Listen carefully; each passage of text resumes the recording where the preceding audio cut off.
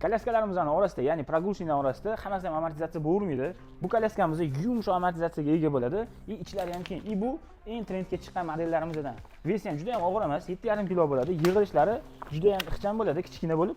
Buni eng ahamiyat beradigan narsasi yaqinroqdan olasiz. Ko'pchilik mana mashinasiga ahamiyat berish kerak bo'ladi. Ichida podshipnisi bo'ladi, o'qi ham qalin bo'ladi, temirli bo'ladi. Kolyaskamizning orqalari mexanizmli bo'ladi. Bemalol farzandinglarni uchta poложениеda yotqizib, o'tkazsanglar bo'ladi. Yana zo'r tarafi qishda ham olib yurishga o'zida ajoyib bo'lgan zimniy chexollaridan bor. Oldini shuni yopib qo'yaverasizlar.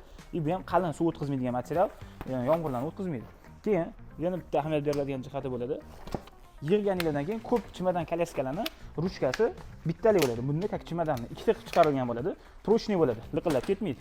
Kolyaskamizning rul qismiga kelsak, bu ham zo'r ishlangan. Mana bemalol o'zingizlar bo'ylarga moslashtirib, baland-past qilib ishlatsangiz bo'ladi. Undan tashqari podstakanniki ham bor. Koziroklari ham uдлинённый bo'ladi, oldigacha tushib turadi. Bemalol bolani oldidan olib yurganda ham shamol urishi juda ham kam bo'ladi. Narxiga keladigan bo'lsak, bu kolyaskalarimizning narxini 1,3 million so'm qilib qo'yganmiz. Dastavkalarimiz bor. Bemalol bizdan kelib xarid qilsangiz bo'ladi.